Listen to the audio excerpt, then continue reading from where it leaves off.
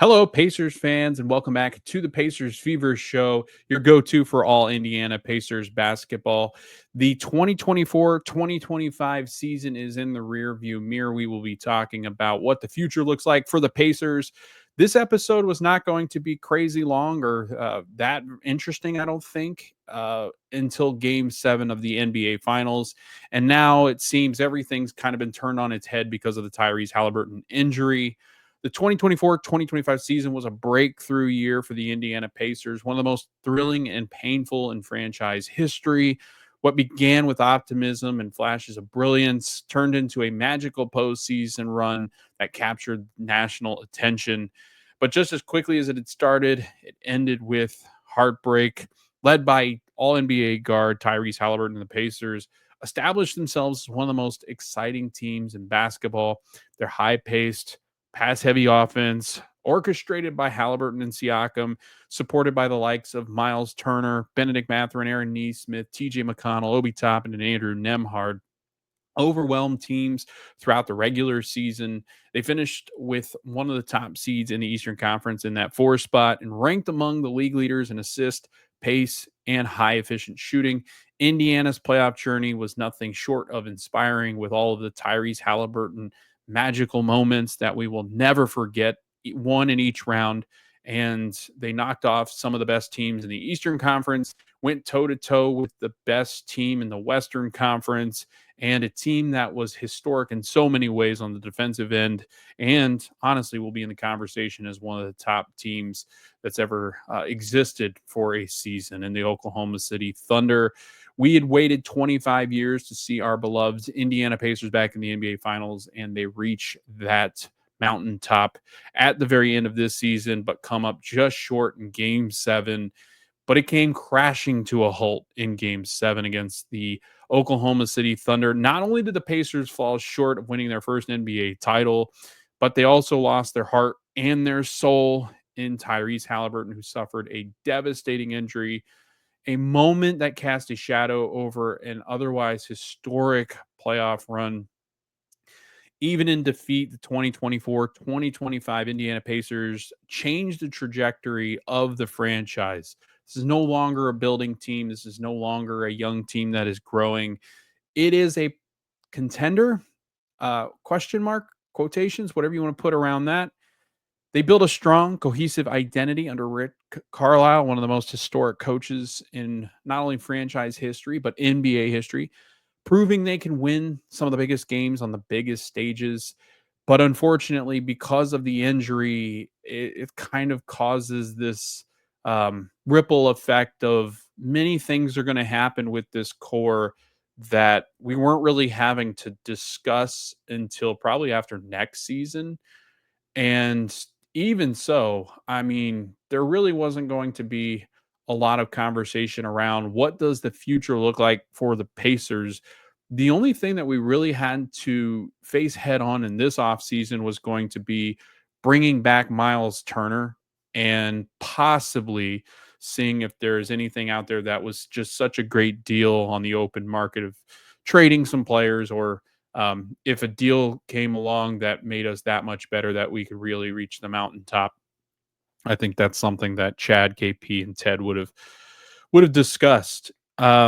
Instead, we're sitting here on June 29th, and we're thinking about what does this Pacer team do?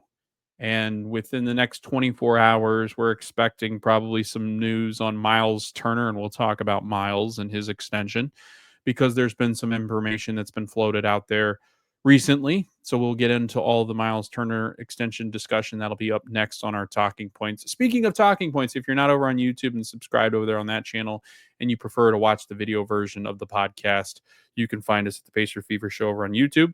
We are anywhere that you can find your podcast. Thanks for tuning in. Thanks for listening. Thanks for watching. This has been a lot of fun, and it unfortunately has taken a bit of a turn here. And 2025, 2026, we've been asked about it. What does it mean? I'm sure you guys have all thought about it over the last week or so.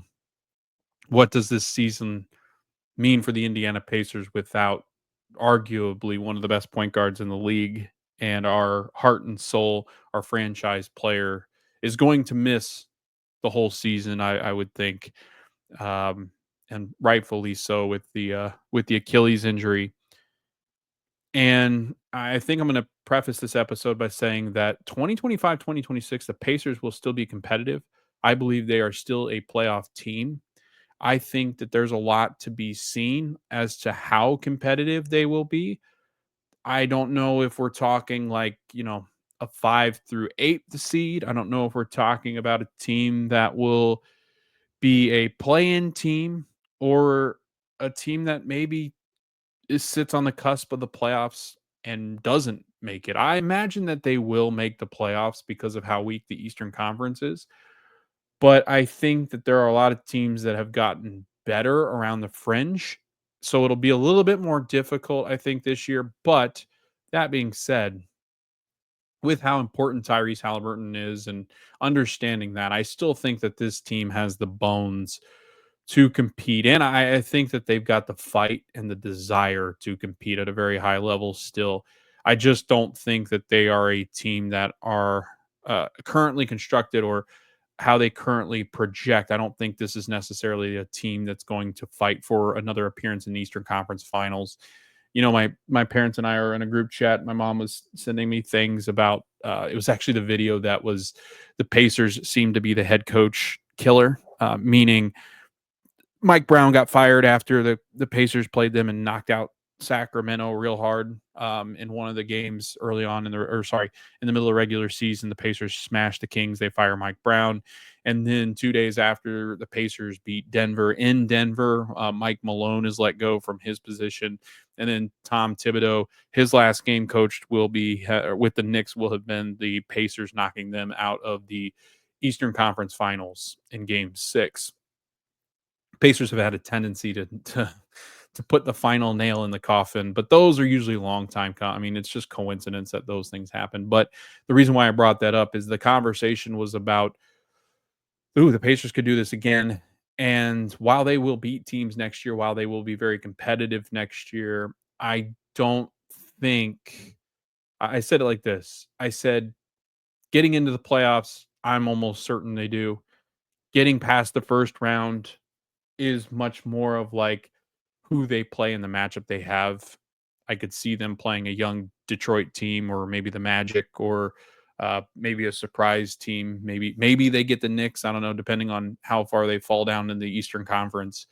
Uh, Based on current projections and how they look constructed as they were going out of this year into next. I said second round win would be where I would probably stop. I would think that the Pacers could win a first round series depending on who they get. I think the second round is where maybe that ship stops for next year's team, like early predictions. Obviously, injuries happen and crazier things can happen.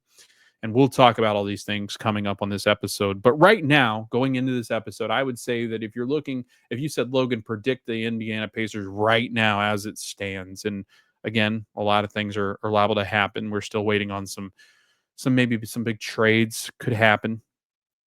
I don't know if any of them will affect the Eastern Conference, but uh, with all the uncertainty going on in the Eastern Conference, I think that it would be realistic to say that the Pacers could win a first round series as currently constructed. I wouldn't put it past them because again, if they got a young Detroit team once again in the playoffs, depending on how Cade develops and depending on how some of the Pacers develop in this weird gap year that people are calling it, I think that you could see the Pacers beat a first round team, even being the lower seed. I wouldn't put it past them just because their playoff experiences and how well they've played at times when they've had to step up in the absence of Tyrese Haliburton. And I know that there's a lot of questions on how that will all work because there have been a lot of games where they've been awful without Tyrese Haliburton. But I think some things are going to change that make this a much more interesting story that we're going to have to follow throughout the year.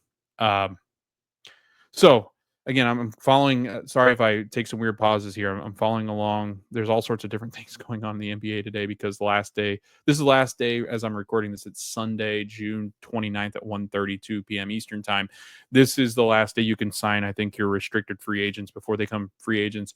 Free agency starts tomorrow, June 30th at 6 p.m. Eastern time. So that's when you'll see some of those free agents start to sign, or the players that didn't get their options picked up by teams signing to probably a lower level in their salary so that those teams can make some financially flexible moves, and we have maybe some of those coming up for the Pacers as well. So some crazy things are happening. I mean, Malik Beasley, it just got dropped about an hour ago that he has been involved, or there's an investigation in his involvement in sports gambling.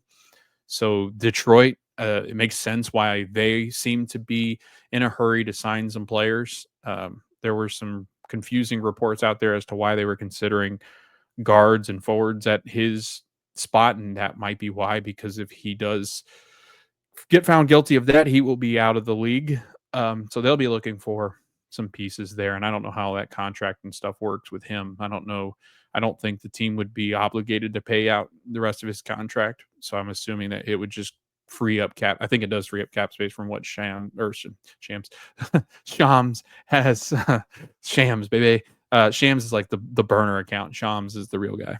Shams Charania said that I think they would have about $16.8 million to move around. So that could be good for the Pistons to try to find maybe some rotational pieces if Malik Beasley does get found guilty. But every time that has been reported, they usually have pretty substantial evidence. So we'll see what happens with I mean, he was such a crucial part to that team last year. That would be a big loss for Detroit. So again, crazy things. I mean, they call it the Wild West, but this year it'll be the Wild East because there are so many factors. I think we're going to do an episode here today that we'll record that'll be just a catch up on all the things that have been happening in the NBA because the landscape has changed quite a bit in the Western Conference. There's some weird things happening in the Eastern Conference that make some of these teams very intriguing watches for next year. So I don't know. It'll be interesting because it seems like the East is wide open. The Western Conference goes through Oklahoma City. I think that there's some teams that made some moves around them that could be interesting, and there's still some room out there in LA where teams could add that make things interesting. But again, I don't know if I see a lot of teams beating OKC next year. I think they're going to have to rely on a couple of things to go right out there in the West. I think you're looking at a heavy favorite OKC next year for the NBA Finals. I do believe they could win back to back, but the year after that, I think that's where it gets interesting because they're going to have to extend J-Dub at some point. And once they do that, that'll start to handcuff them financially. So that'll be interesting to watch. But all that coming up on the Pacers Fever show today. We're going to talk mostly about Pacers stuff here. We're going to do an episode of kind of the fallout, right? Maybe we'll call it that, the fallout that's happened after the Tatum injury.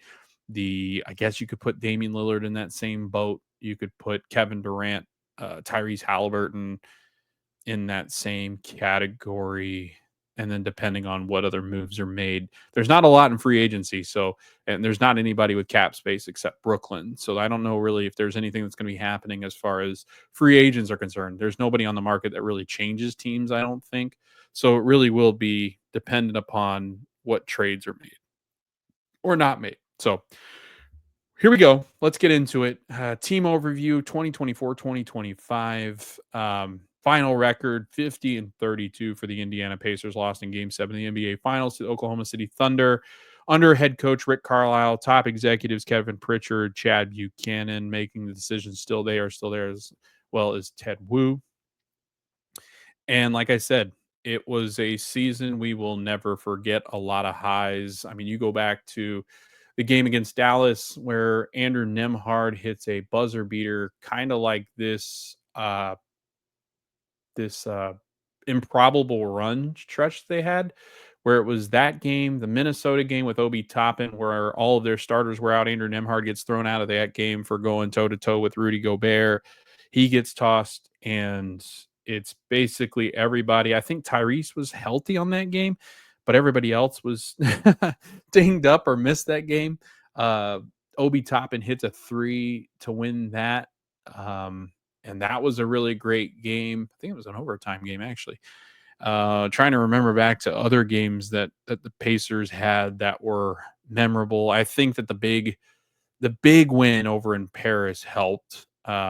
I think that there was a moment there where some momentum could have been captured, and the Pacers could have gone on a little bit of a weird roll there. But they ended up winning the second game in Paris after getting smacked around, which I felt like that went pretty well. 1-1 split over in the Paris games. The 10-15 start, right?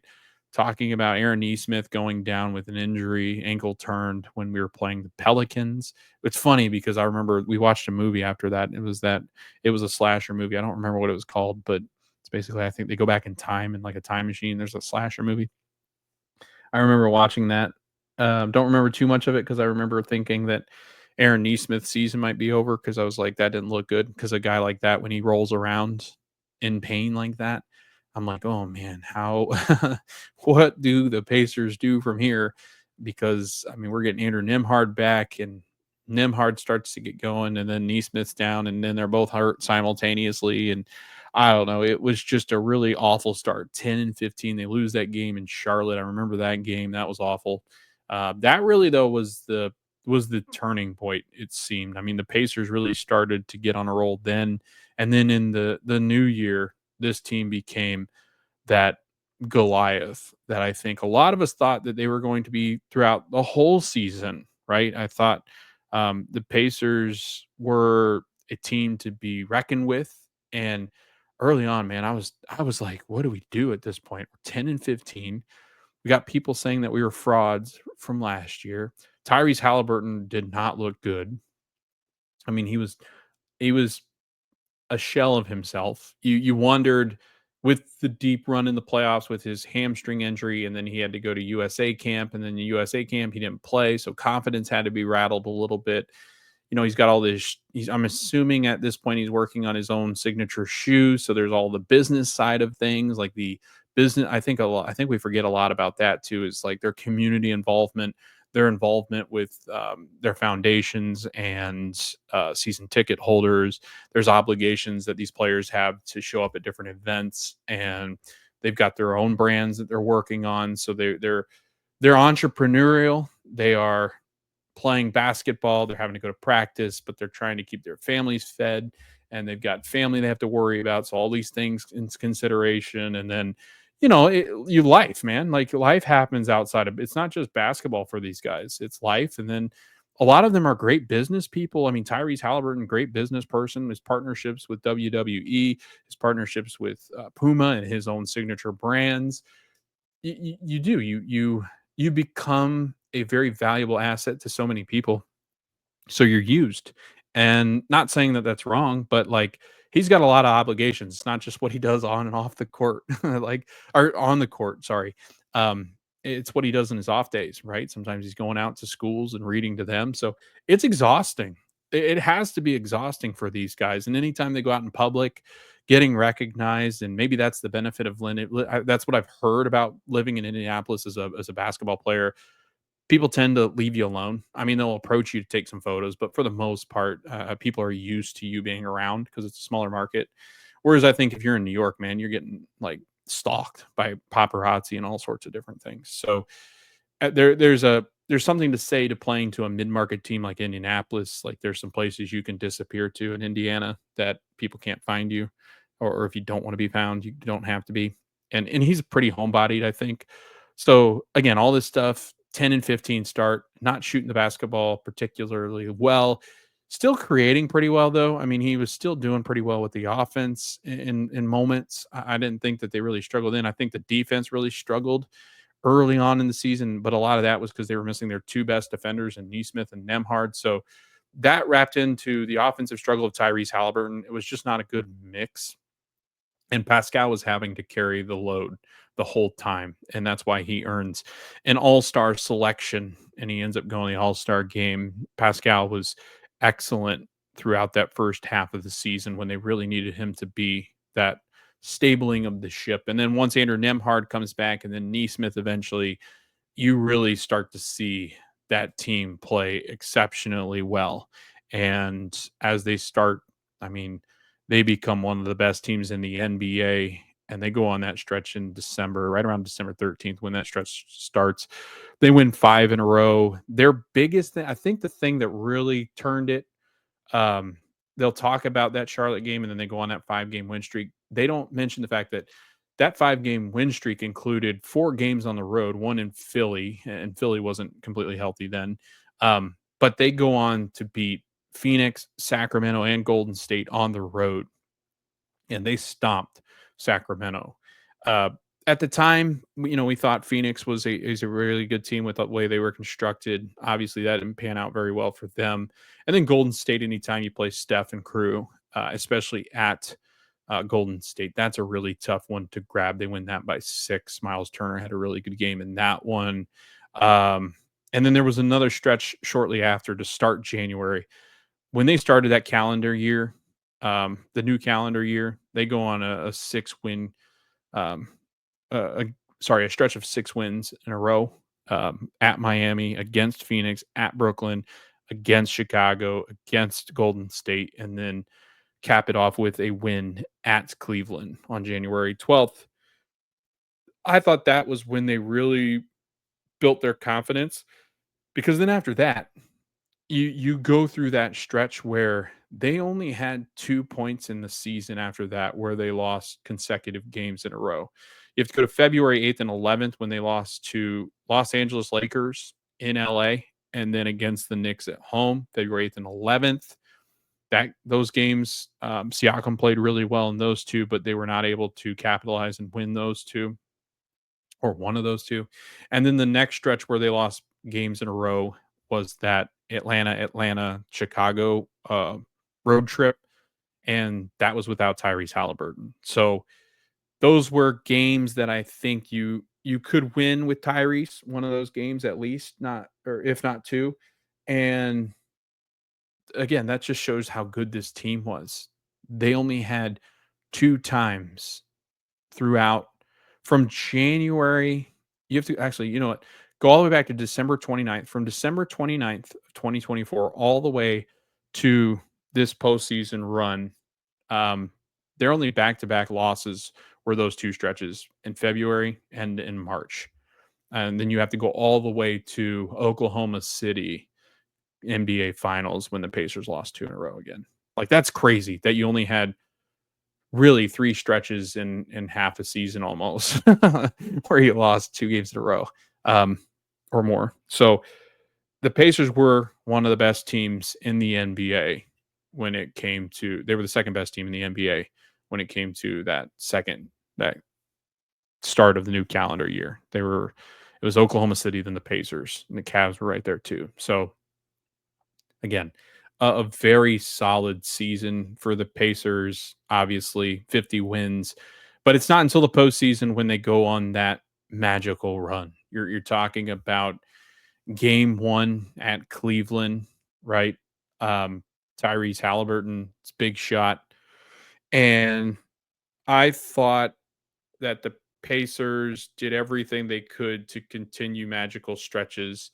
Well, sorry, you got to go back to, I keep forgetting about the Bucks series. Bucks series, cap it off, game 5, game winner, Tyrese Haliburton layup past Giannis to move on. Then you got Cleveland, where Ty hits his magical shot in Cleveland. They go back home 2-0 and get stomped in game 3. And then in game 4, smack the Cavs right back, go to Cleveland and win game 5. They didn't lose a single game on the road in that series, which was crazy to think about, even though the Cavs were dinged up. Still the number 1 team in the Eastern Conference. They dispose of them quickly.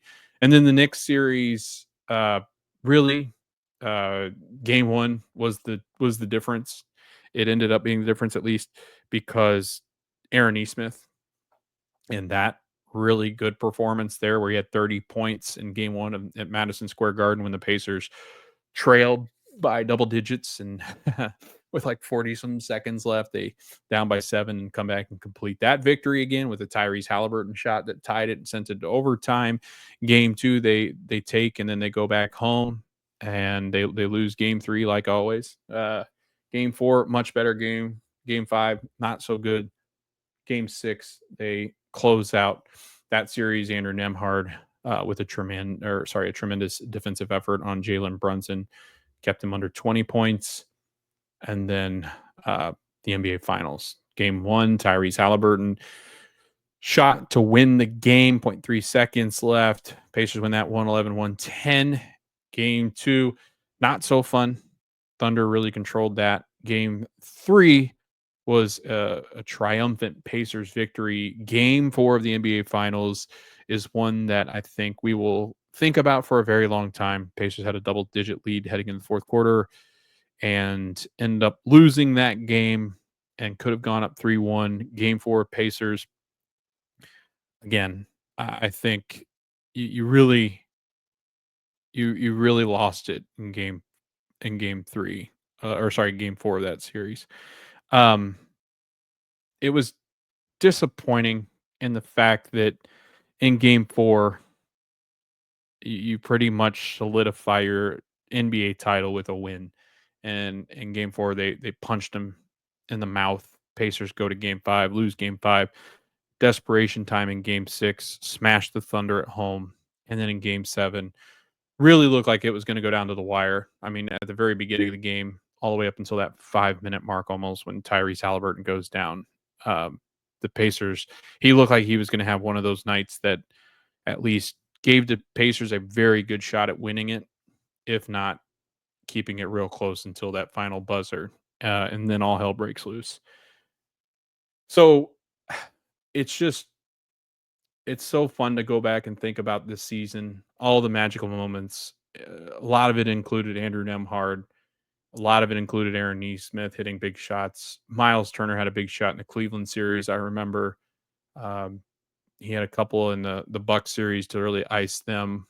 The Tyrese Haliburton shots obviously had a postseason run unlike any player has ever had. I think as far as clutch moments, it was the most unbelievable run I think I've ever seen. And you'll probably never ever see it again. To do it 4 times in every single series where he had a shot to win it or a shot after improbable comebacks is the most amazing thing. Usually set up by Nesmith and Nembhard doing their thing. Pascal Siakam, one of the best first halves we probably have ever seen from a Pacers player. I mean, that dude was a freak in the first half. I think we all forget how great he was. Wasn't as good in the second half, but Aaron Nesmith luckily looked like he turned into a budding great number 3 option. I mean, he has turned himself into quite the scorer, and I think that will continue as he progresses throughout his career with the Pacers. So a lot of things, right? I mean, to be really excited about. Obi Toppin, I thought, had one of the best years he could have off the bench. TJ McConnell had one of the best postseason stretches, especially in the NBA Finals, that a bench player's ever had. Jarris Walker, Bennedict Mathurin, I think I wouldn't say disappointments, but I think we expected more there from the two of them. I don't know if we quite got the answers we were looking for, obviously, because there's a lot of things we're gonna discuss today that I think it's got a lot. I mean, we've got a lot of question marks, unfortunately. Probably not the case if Tyrese is still healthy.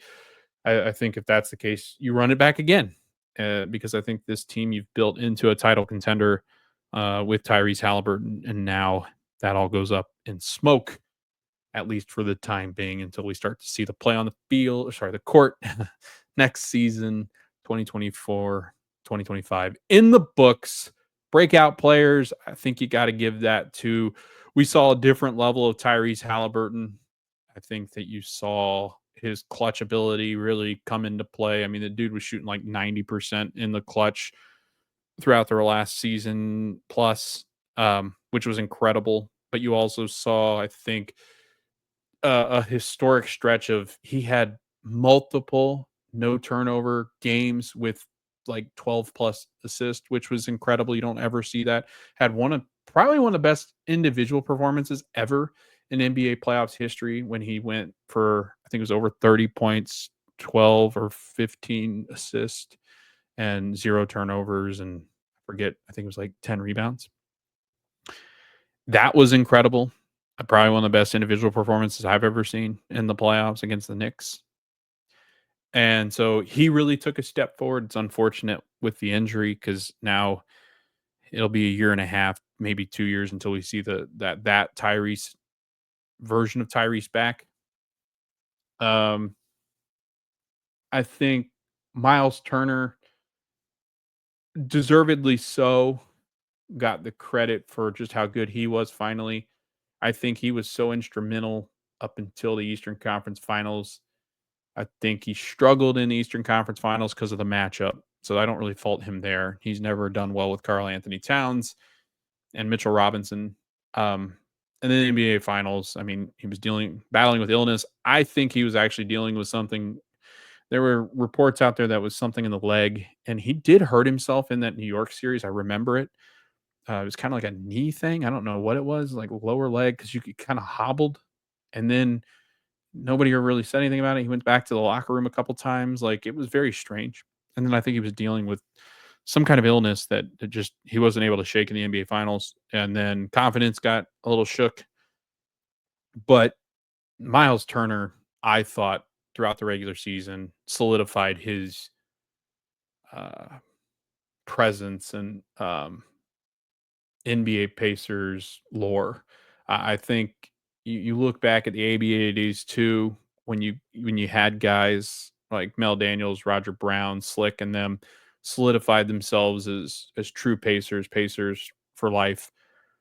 And then Reggie comes along. Reggie sticks around his whole career. I do believe Myles Turner uh, never puts on another uniform outside of Indiana, at least for these first probably 13 or 14 years of his career. Maybe he does at the end. Like maybe when this next contract ends after this extension he's going to get, I think maybe that's where you could see them parting ways. But that would be more due to the fact that he'd be, I think, going on 33 and a big like that with how long he's played. I mean, you got to remember he's a 10-year vet at this point.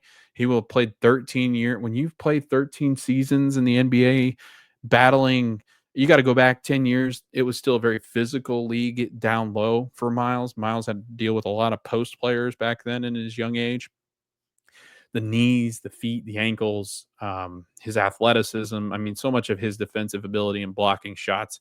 I actually thought this year, like he was very good. He was still getting some blocks, but I did kind of notice he was starting to lose a little bit of that where he blocks everything kind of idea. I do believe that he was kind of missing some steps there.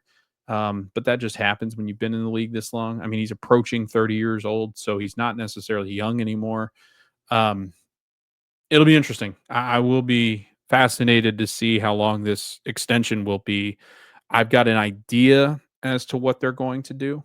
It's just a guess, but I think a lot of other people agree with me from everything that I've listened to and read. But again, 2024, 2025, you saw a step up from Nembhard for the defensive side of things.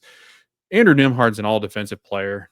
And next year's, it's a shame because I think the way that things currently stand, I think Aaron and Ben Mathurin and Ben Shepherd will be given more of the primary defensive assignment. I think Nembhard, because he's going to have to run this offense, I think he will not be on the other team's best player necessarily defending them. And if he is, it's not going to be like Nim hell. It's going to be more of, and again, I could be wrong, but I feel like with more onus on Andrew Nembhard scoring the basketball and really initiating the offense, I think you're going to see a little bit of regression from the defensive intensity side because you just wear him out. Like it would just kill him.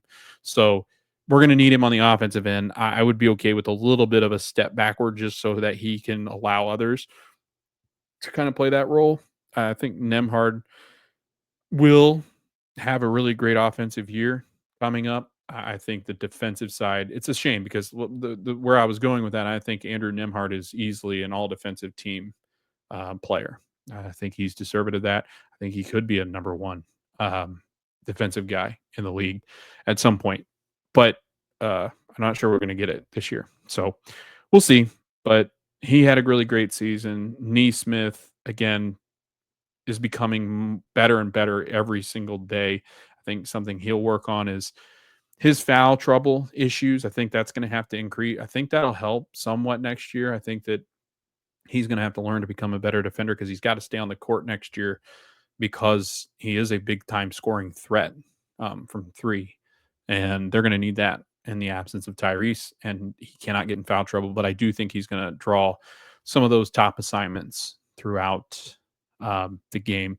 I think you're going to see Bennedict Mathurin actually get some on-ball opportunities because he's not that bad when he's playing on-ball defensively. It's when he's off-ball defending that he tends to struggle.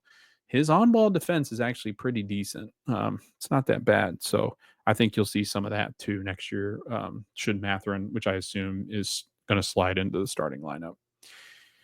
Some lowlights again. I think so. Those were the highlights. The lowlights, obviously, injuries to Isaiah Jackson, James Wiseman. I mean, that was devastating because the way he played against Detroit, I felt like he was on a warpath to show that he has value in this league.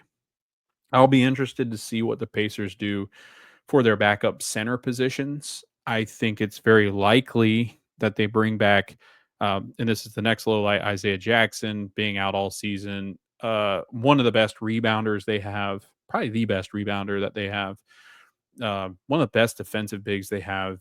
And he changed games last year in the postseason with his athleticism. He'll score you some points. He'll get some offensive rebounds too, and that's something that they truly miss. They are not a good rebounding team, and when you lose James Wiseman and Isaiah Jackson, I think it was back-to-back games to both Achilles injuries.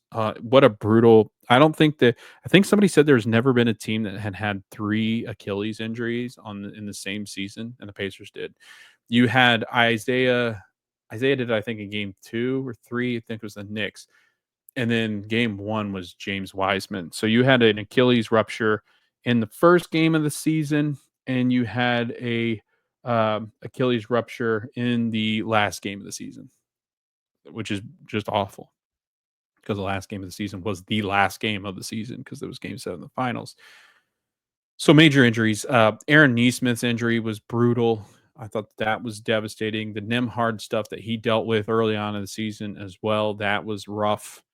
So again, they were plagued by some pretty big injury. I mean, I think Nesmith ended up missing over 30 games with that ankle. So that was tough. Weaknesses, I think, on the defensive end, there are some weaknesses that the Pacers have. Haliburton, I guess you could throw that back into the highlights. Haliburton became a good defender. Like, he's not a great defender, but he's a good enough defender now where they don't really attack him too much anymore, which is great for when he returns.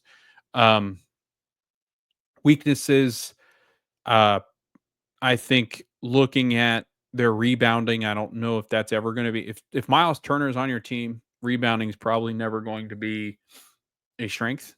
It's just not what he does. I think that's where a lot of that discussion happens, where people don't want him back. And the fact that he did not play well in the NBA Finals, I think, rubbed people the wrong way. And it's always been that way with Myles. He'll have really good highlights, and people are high on him, and then all of a sudden he goes into these tailspins, and then people are like, "He's the worst player to ever play." We're going to talk about Myles here soon. That's our next talking point, so I don't want to get too much into it. But rebounding, Isaiah Jackson will fix that. I think your backup big, whoever else you go with, Tony Bradley, I think, played well enough to where he's deserving. I think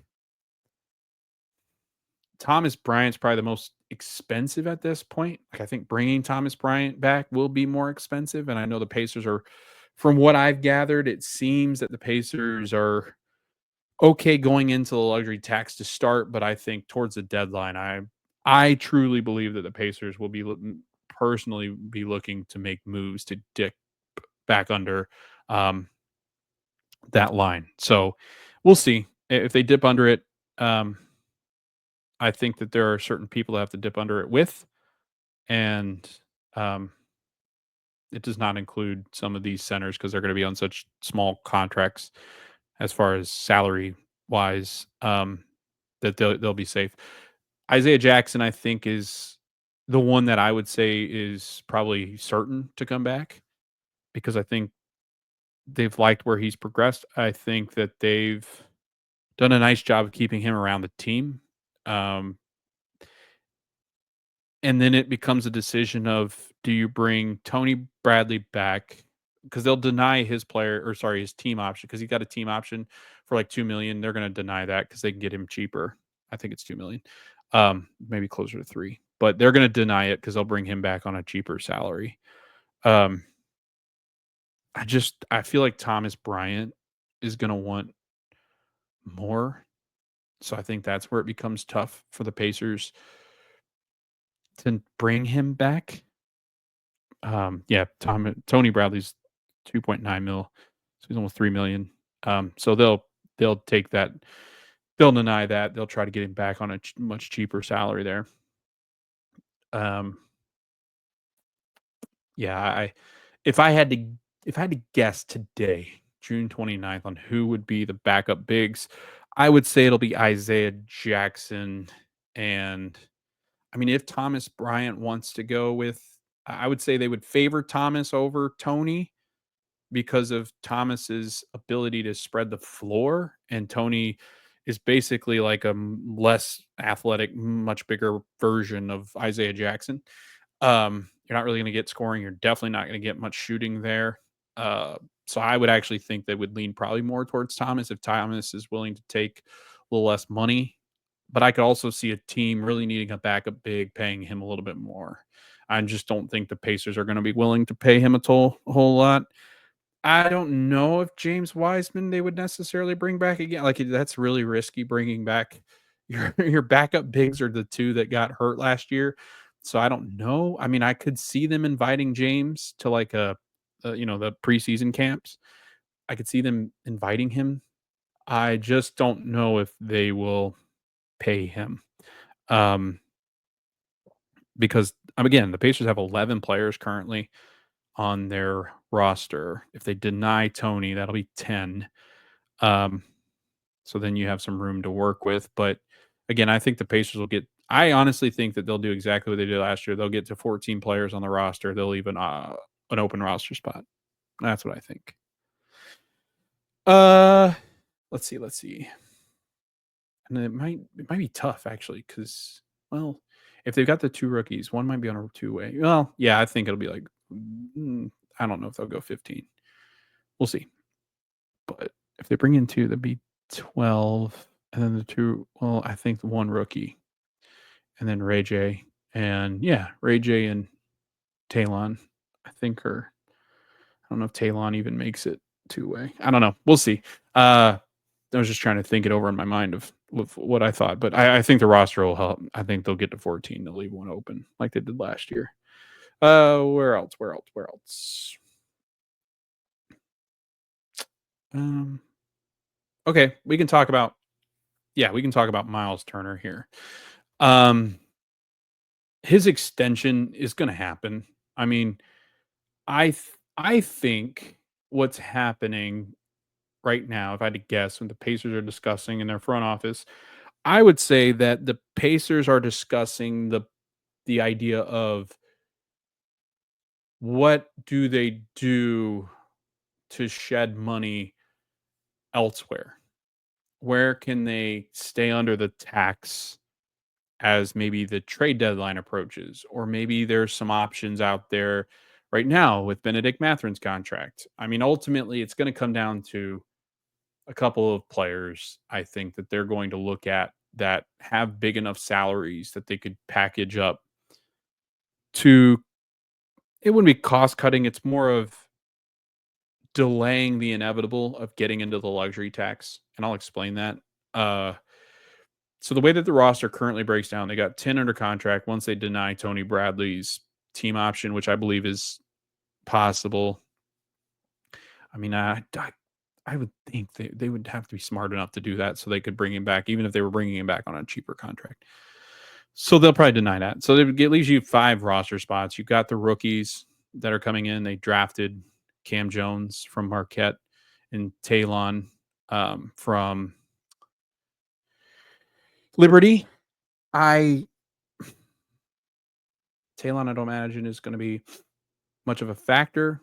Could be depending on how he does in summer league. Like if he lights the world on fire, then I think Talon eventually will become um, Talon Peter will become a guy that could get into the fold eventually. But right now, I'd see him more as like lighting up the G League kind of thing, and then maybe making a team elsewhere if they cut him, kind of like a Tristan Newton kind of thing, where the Pacers eventually decide to part ways with him.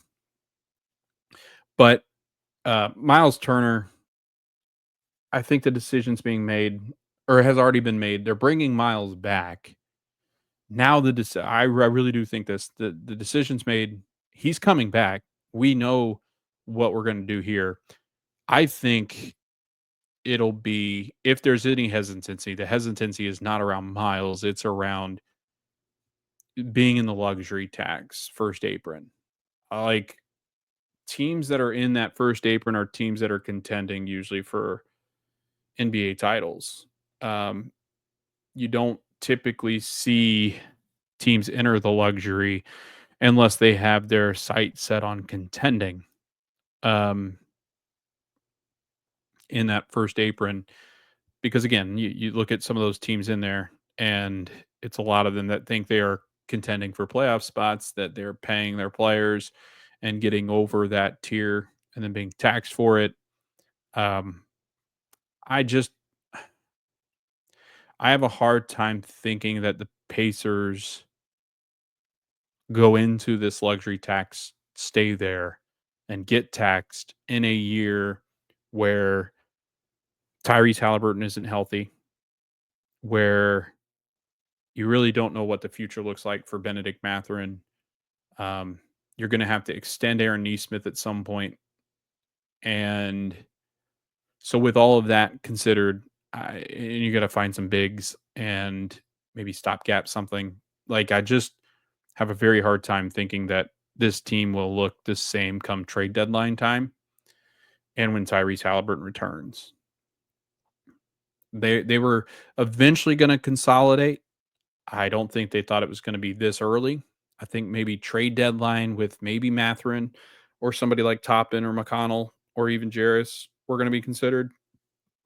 Now I think you've just accelerated things to a point where the Pacers are going to look hard at what they have, what resources they can get. Could they jump off of Mathurin's contract for a cheaper rookie contract? Because that is still Ben's rookie contract that he's on.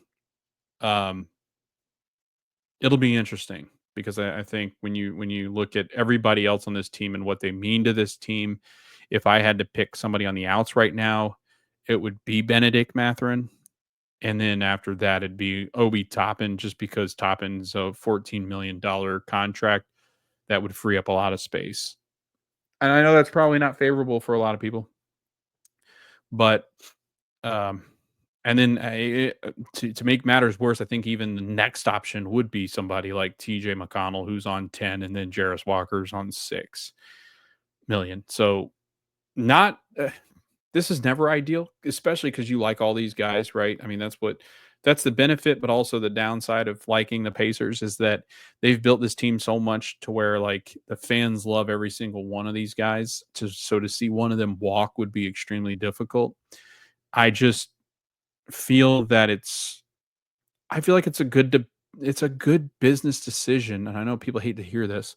It's a good business decision if the Pacers take this roster, determine what it looks like, and really do consider jumping off of the Bennedict Mathurin money, because at least that gives you some flexibility going forward and as you're going to build this team, because it's eventually going to be where they're going to have to make a decision on a lot of these guys soon, whether it's the next year, 2 or 3. I mean, Neesmith's eventually going to be up for an extension, and then Tyrese comes back, and Pascal and Myles will be reaching the end of their next contracts. So like Nembhard too. I mean, it just, and then what do you do with TJ? What do you do with Obi? What do you do with all these guys? And trying to stay within the tax cut and not getting into the second apron, because we've seen what happens when you get into the second apron and you bite the dust. You see what Boston has done. They've basically obliterated their team. Um, So this is tough. I mean, this is not what the Pacers wanted to do this offseason. This offseason was all going to be about, well, if we don't win the title, let's regather and maybe make a move, but probably not. And then get into the luxury tax and pay Myles Turner and run it back. But now, because this might be a year where you're not as competitive, is this when you make that move to then try to propel yourself forward when Tyrese comes back? Because getting into the luxury tax, which you will do no matter what, when you sign Myles Turner, you're going into the luxury tax. How far will be determined, but you're going to be in that first tier of that first apron where you're being taxed dollar for dollar. So if the Pacers go, 3 million over the luxury tax or 4, they get taxed for dollar for dollar for Turner. So it ends up being more expensive. The higher you go up into those tiers of the luxury tax. Um, so they've got room to wiggle some here. I just feel like the contract that Myles is going to get is probably closer to that 30 range, and that 30 is going to put you right into the luxury tax, just over it. Um, and then you've got to sign. That's without signing the rest of the players. So then you got to talk about. I mean, if Myles even got 25, we would still be in the luxury tax because you're like, well, we have 27 space. Like, yeah, but then you've got to go and sign 2 backup bigs. You've got to sign your draft picks, and so it's just they're going to be in it. Uh, and here's the other thing too that you have to understand. You're not penalized for getting into the luxury tax until the season ends.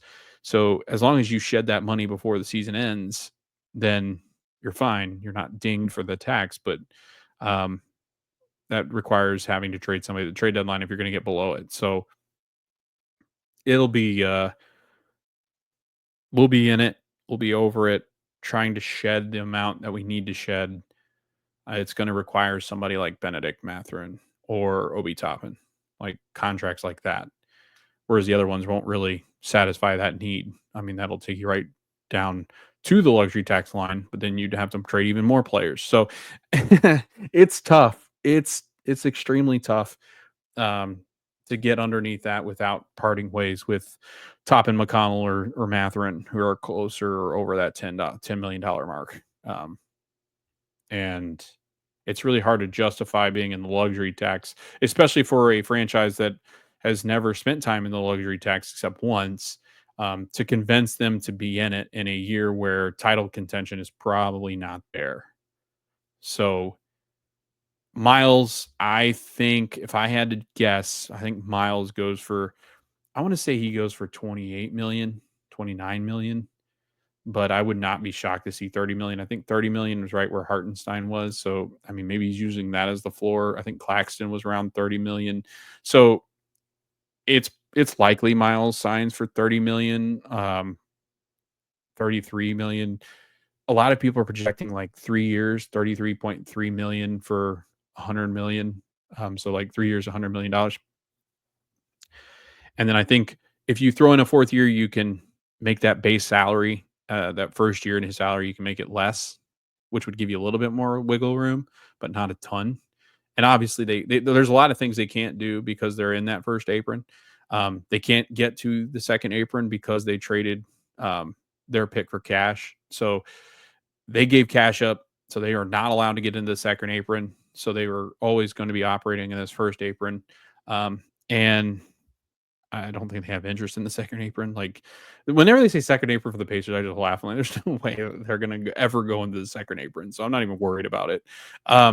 I just don't see that with this Pacers team and in their ownership group. I just don't see that because they're very savvy. Uh, so yeah, Myles Turner is going to put you in the luxury tax. He's going to get the extension. So this crew or these people out here that are saying no, don't bring Myles back. I don't even think that's a question. Like they've got so far into negotiations throughout the playoffs. It's happening. It's just a matter of how much is it happening for? How long is it going to be for? I personally think it'll be 3 years because then he and Pascal will both expire at the same time their contracts will, and then you can make those decisions about which one you might bring back on a maybe a cheaper deal or because they're aging. Um, if you can pair them together somehow. Like it'll be 3 years. I think that they're smart enough to put 3 years in there, which gives you a little bit less flexibility to spread out the cash. So it's going to be a little bit more of a ding to the salary cap, or sorry, the luxury tax in that calorie space, or that salary space. When they do give Myles 30 plus, I would have guessed 28, right in the middle, but who knows? We'll see. We'll see. Myles earns it though. He's earned it. But some people have him at 27, 28. Others have him at 33. Some of them have him right at 30. Um, Either way, he's going to bring us right into the tax. So then what do you do? Right. Um, I forgot to read this. So Tyrese Haliburton, and this was my first talking point, and went right over it. Tyrese Haliburton did release a statement that we hadn't talked about. There's some expletives in this, but yeah, we're going to read it. So Ty posted a picture of himself laying in the bed after surgery. He said, "Man, don't know how to explain it other than shock. Words cannot express the pain of this letdown. The frustration is unfathomable. I've worked my whole life to get to this moment, and this is how it ends? Makes no sense. Now that I've gotten surgery, I wish I could count the number of times people have will tell me I'm going to come back stronger. What a cliche. LOL. This bleep sucks. My foot feels like dead weight, fam. But what's hurting most, I think, is my mind. Feel like I'm rambling, but I know this is something I'll look back on when I'm through this as something I'm proud of, or something I'm proud I fought through. It feels good to let this bleep out without y'all seeing the kid ugly cry. At 25, I've learned I've already learned that God never gives us more than we can handle. I know I'll come out on the other side of this a better man and a better player. And honestly, right now, torn Achilles and all, I don't regret it. I'd do it again and again after that to fight for this city and my brothers for the chance to do something special. Indy, I'm sorry.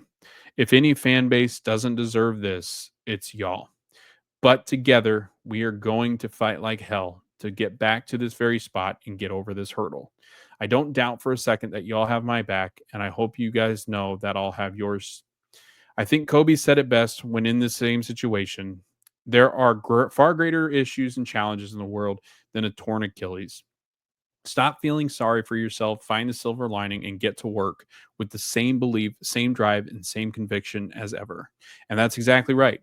I will do everything in my power to get back right. My journey to get to where I am today wasn't by happenstance. I've pushed myself every day to be great, and I will continue to do just that. The most important part of this all is that I'm grateful. I'm grateful for every single experience that's led me here. I'm grateful for all the love from the hoop world. I don't have to go through this, I get to go through this. I'm grateful for the road that lies ahead. Watch how I come back from this. So give me some time. I'll dust myself off and get right back to being the best version of Tyrese Haliburton. Signed, Zero. And then he puts Proverbs 3, 5, and 6. Trust in the Lord with all your heart and lean not on your own understanding. And all your ways acknowledge him, and he will make your paths straight. And that's a picture with him laying in bed after surgery, and he's given up the heart hands.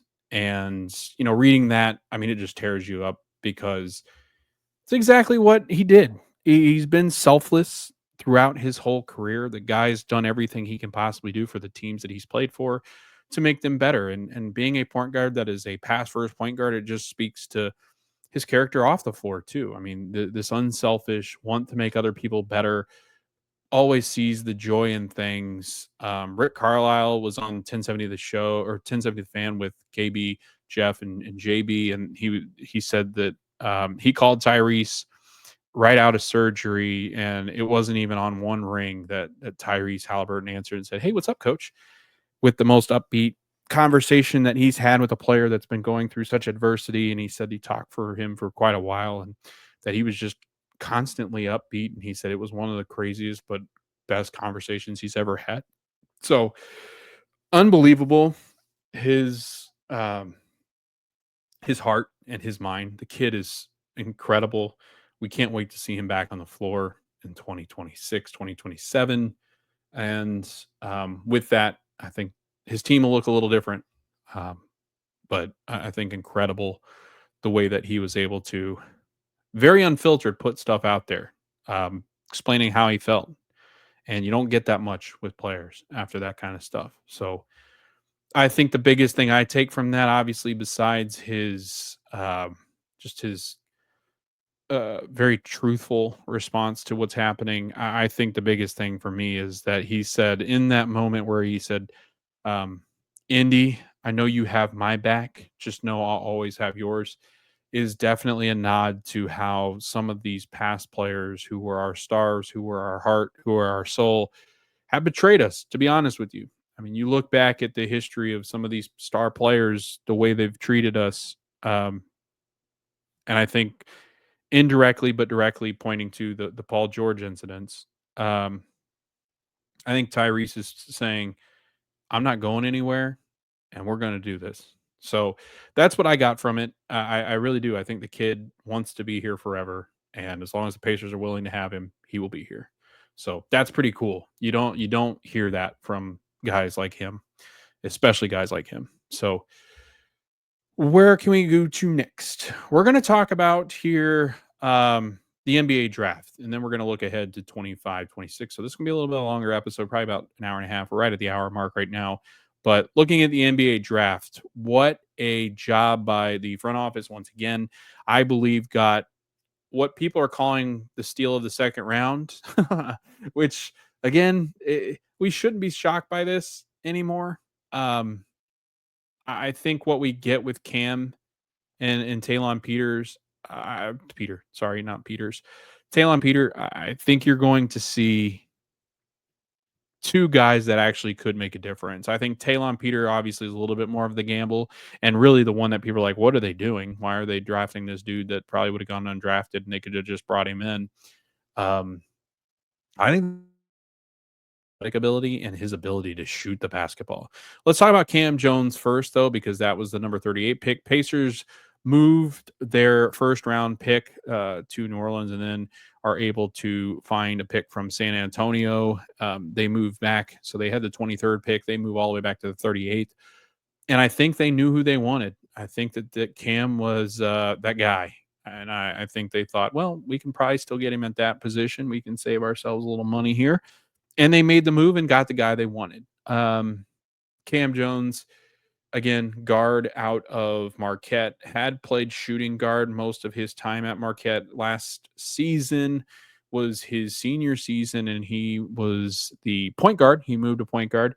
He was first team All Big East honors at Marquette, averaged 19.2 points per game, which was tied for 33 in the nation, and he dished out 5.9 assists, which ranks 21st. Jones is 23 years old, plays with confidence, pace, using quick, creative footwork, and the threat of a long ball to keep defenders off balance. His three-point shooting did dip in this season when he was the primary ball handler. He went down to 31.1% this season, but finished his college career at 36.6 on 6.3 attempts per game across 4 years.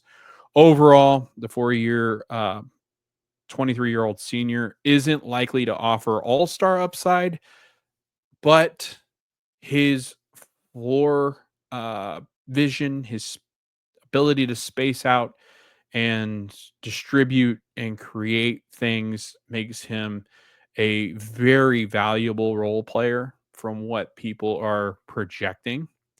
He is 6'3", weighs 202, and again, his wingspan 6'4", and 3/4. Rebounds per game, 4.5. Didn't mention that one. Steals per game, 1.4. Field goal percentage, 48.3%. And like I said, his three-point shooting, 36% plus in his 4 years, where he operated mostly as the two guard, but did play point guard last year. I think the Pacers did exactly what they wanted to do, got an experienced player, a player that's going to come in, and they're probably going to look for him to contribute some in the regular season as a 23-year-old rookie. He's a very seasoned rookie. He's not coming in like when they went and got Furf last year in the second round, who is, I think, just turned 20. So He's obviously on a different career trajectory. I think with the way that the Pacers are built, they wanted more of an experienced guard and honestly a cheaper option than going out and getting maybe the veteran point guard to be your backup number 3. I think Quentin Jackson again is probably ignored, but I think it's going to be a battle. I think you might actually see Cam Jones on the roster to be more of a secondary ball handler besides TJ McConnell. I think TJ will be the number 1 point guard off the bench, but I would not be shocked to see Cam Jones pretty early in the regular season, depending on what they do with the starting rotation. I would not be shocked to see Cam Jones break the rotation very quickly because of his abilities and to be the secondary point guard, because that second unit, they've tried to build it to be kind of similar in the way that they run the basketball. And I think the biggest thing was that while Bennedict Mathurin can create his own shot, he's not really a ball handler. When Bennedict Mathurin moves into the starting rotation this year, I think they're looking for another guy to be a point guard when TJ's not. And the ability of Cam Jones is a great spot up shooter. There's actually really good clips online if you go to YouTube and type in Cam Jones. There's a lot of really good highlights on him. He's actually a way above average on spot up 3-point shooting. He's a great 3-point shooter when he's able to spot up. And I think that's where the Pacers are pretty much going to utilize him. And then he's going to be more like how Tyrese and Andrew played together, where you've got the secondary point guard. So I really wouldn't. I wouldn't be shocked if you see a lot of rotations that include TJ and Drew, maybe Quentin and TJ, maybe Cam and TJ. Like I think you're going to see a lot of that coming up in the regular season, where now the second unit will also have a secondary ball handler, because I think that's something that they struggled with at moments when you couldn't create, because Ben is very ISO heavy, but he wasn't necessarily a ball distributor and he's not really known for his passing as much. Ben struggles to be a secondary kind of point guard, if you will, where I think that Quentin and Cam can provide that for you. So I'll be interested to see who comes out on top initially. I wouldn't be shocked if you see Quentin Jackson early, because I do believe that Q. I really do. I think Q could Q could eventually make some noise if they decide to bring him back. Obviously, we'll see. But he was on that 2-way last year. I think Q could make a difference here. It'll be interesting to see if they bring him in as part of the mix next year, because he's not on contract, I don't believe. But I would be shocked if Quentin Jackson's not back in some capacity. But we'll see. I think Cam Jones has the ability to be a solid rotation piece. And yeah,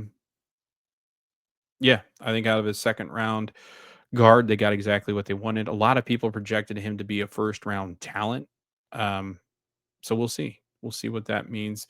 A lot of people like the pick, a lot of A plus, B plus, A minus kind of stuff, which I think is vital when you're talking about the people that projected him to be a first round level talent, and he ended up being second round pick. But Talon Peter, a little bit about him. 6'4", 210, sharp shooting guard, known for his efficient scoring and versatility. Peter was a standout multi-sport athlete at Russellville High School in Arkansas. He earned an All-State honors and was named the 5A West Player of the Year. Started his college career at Tennessee Tech before transferring to D2 Arkansas Tech as a senior. Put up 18.5 points per game, 5.8 rebounds, 2.3 assists per game, earning the GAC Player of the Year and first team All GAC honors. For his final collegiate season, he moved over to Division I stage at Liberty University.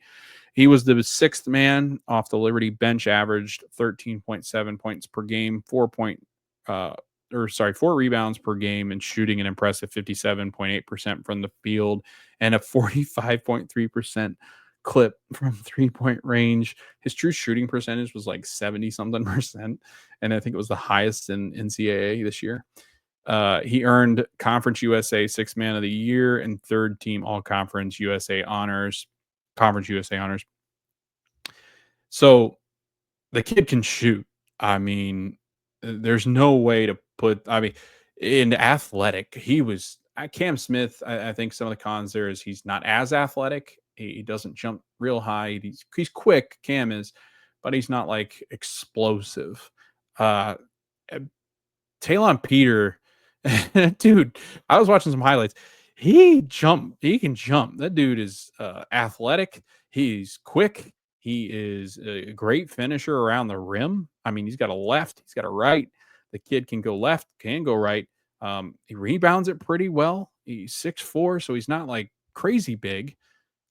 He's got some moments where he's pretty good defensively too. I mean, I've seen a couple clips where he's defended pretty well. They played Oregon in the first round, I believe it was. Liberty did, got smacked, but he had some good moments against Oregon. So I'm interested. I think it'll be a lot of fun to watch him in the G League. I think it'll be a lot of fun to watch him in Summer League that's coming up, I think in a week or so. He's going to be fun. I really do. I'm interested to see. He's a sharpshooter. The Pacers have never really had the guy they've drafted that's just an absolute sharpshooter. I'm guessing Nesmith is, but they didn't draft him. So I like this pick. I think it's very obviously it's very low risk. It could be some pretty rewarding stuff if he's just a really good bench player that shoots threes. I mean, we've never really had that, right? Like I always think that the Pacers would be fun to have like that Kyle Korver or even like a Dante DiVincenzo kind of player, which speaking of, Cam Jones got compared to his player comparisons. A lot of people say Dante DiVincenzo. I'll take that every day for a second rounder. That's excellent. But yeah, it was fascinating when I saw the Talon Peter stuff because the kid can absolutely fill up the basket. It'll just be interesting to see if he can even make it to this roster at some point. Because I just don't see any room for him. And I'm interested to see how that necessarily works. And I don't know. He'd be great with Noblesville. So if he gets there, I think that'd be totally fine. But yeah, Summer League coming up. We can watch Cam Jones and Talon Peter play. Summer League schedule is out on 7/10, so July 10th against Cleveland. And this is in Vegas. They play that tournament style type Summer League now. So it's a little bit more fun, I think, this time. July 10th, Cleveland, 5:30 p.m. Eastern time on NBA TV. July 12th versus OKC, 5:30 p.m. Eastern time on ESPN. Or sorry, NBA TV. 7/14, July 14th versus the Bulls, 6 p.m. Eastern time on ESPNU, and then 7/17 versus the Knicks, 4:30 p.m. Eastern time. Can't talk. 4:30 p.m. Eastern time on ESPN2. People made a good point. They're like, man, like you put us up against everybody we faced in the NBA playoffs except the Bucks. What the heck? Like you had an opportunity here, NBA. Why are we playing the Bulls? So that would have been fun, huh? Cleveland, OKC, Bucks, and Knicks. You'd have played all the summer league teams that you played in the playoffs. Little bad blood. But we're gonna see Johnny Furphy. We're gonna see some Talon Peter. I think you're gonna see obviously Cam Jones. So yeah, I'm looking forward to this. I hope I didn't call Cam Jones Cam Smith at some point because there's a guy on the Dolphins called Cam Smith, and I'm a Dolphins fan. So sorry if I apologize if I did. And it's Cam with a K, not Cam with a C. But those were the picks for the Indiana Pacers in the NBA draft. So very exciting stuff if you are a Pacers fan because we got to participate in the 2-night event and we drafted both of them on night 2 and a lot of interesting storylines out of the draft too that we can talk about. I'm going to do a separate episode on Cam and Talon Peter and what I think about them after some highlights, and we'll read through more of their profiles and stuff. It'll be a shorter episode, but I also will talk NBA draft and where some of these players landed and some storylines as well from NBA draft night. But that'll be released this week at some point. What else? Anything else on the NBA draft? I don't believe so. Not that I want to mention here. So we're going to do a too early look at the Indiana Pacers as far as the rosters are concerned and how they're constructed. Uh, Again, like I said, right now, 10 players under contract. Sorry, I misspoke earlier if Quentin Jackson, but I think that they do bring him back in some capacity. We'll see. But right now, the 11 players as it stands, it will be 10 soon, I think, because they'll deny Tony Bradley's player option and then, or sorry, team option, and then it'll be down to 10. And then I don't know what they'll do with those 2 open slots behind Myles. But it's going to be Pascal Siakam, Tyrese Haliburton, Nembhard, Toppin, Nesmith, McConnell, Mathurin, Walker, Tony Bradley, Ben Shepherd, Furphy, and Ray J. Dennis on a 2-way. Those are the current rostered Indiana Pacers. Again, like I said, I expect them to move off of Tony Bradley's 2.9 million. I think they'll deny that team option and he will become a free agent and then the Pacers could sign him for cheaper. I personally, if I had to guess today who are the 2 bigs, like I said, I think if you can get Thomas Bryant cheap, you can do that. But I would say Isaiah Jackson and Thomas would be the ones they fire after. It will just depend on what Thomas Bryant ends up doing and if he wants more money. If he wants more money, then I don't see a way of him coming back. But yeah. So free agents or people that are on 2 ways that are able to be signed. You got Isaiah Jackson. James Johnson is a free agent. Thomas Bryant, obviously a free agent. And Thomas right now is on a $2.2 million dollar contract. Quentin Jackson's 2 million. Enrique Freeman, 2 million. Gabe York. I imagine they would add, if I had to guess, Jackson and Freeman would be possibilities to come back, but also you got to think about James Johnson. I don't know. We will see. As far as contracts and stuff, and some of these, it's really difficult for me to get. Tony East is really good at breaking all this down, but you have 11 players roster right now. It'll be down to 10, and then you add Myles, that'd be back to 11. So you really only have 4 spots. Then you got to think about Cam Jones being added, so that'd be 12. 2-way, I could see maybe Talon Peter. I don't know. Um, but again, you run out of roster spots real quickly. So you got to think about, do you bring back Enrique Freeman? Obviously. So then James Johnson, like then you quickly run out of spots. You run out of spots. So I don't know. Understanding the roster spots, it's more difficult with all the contracts that they have and can't offer 2-way players versus non-2-way, veteran extensions, veteran exceptions, and blah blah blah. I know I'm not much help, but again, I think the biggest thing that we have to look at is the 2 bigs coming back behind Myles Turner, who is going to come back, and then what do they do with Bennedict Mathurin? So I'll be fascinated to see what the Pacers decide to do with the 4 open spots that they're probably going to fill. Because I don't know if they're going to carry the 15 because the contracts and everything else being as they are. What else? I think that's it as far as breaking down the roster financially. Could there be any moves? Seriously, I think that the biggest consideration right now is Bennedict Mathurin. Do they move off of him? That's it. I don't know if there's anything else that they're really considering at this point. I think they bring back Obi Toppin. I don't think they trade him or McConnell in the offseason. If anything, it'd probably be Bennedict Mathurin in the offseason. But I fully expect this team to be, they add Cam Jones into the mix. They add Myles Turner back in. They go out, get Isaiah Jackson they do get Isaiah Jackson and probably a combination of Bryant, or I don't know if you can try it. I imagine it'd be Bryant at this point if they can get him on it cheaper. If not, then I guess we can fully expect Tony Bradley.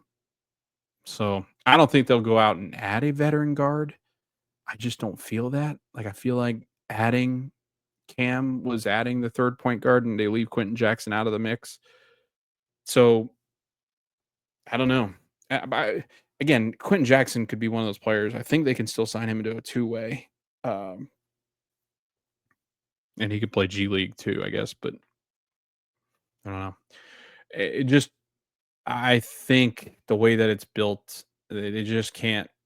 The veteran guard would not be somebody you'd be like, all right. It would be very bottom of the barrel, third or fourth option point guard. It would be that kind of guy, not really anybody that's going to impact anything. They can't really trade anything to worthwhile, I don't believe. And then you run into this. See, the biggest thing here, right? Let's explain the Bennedict Mathurin situation a little bit more. So he's able to receive a rookie extension now. The Pacers won't go and give him an extension because think about it like this: he's still on his 9 million this year, but if you give him the extension for like, let's just say that you give him what he'll probably want is around 22 million and plus.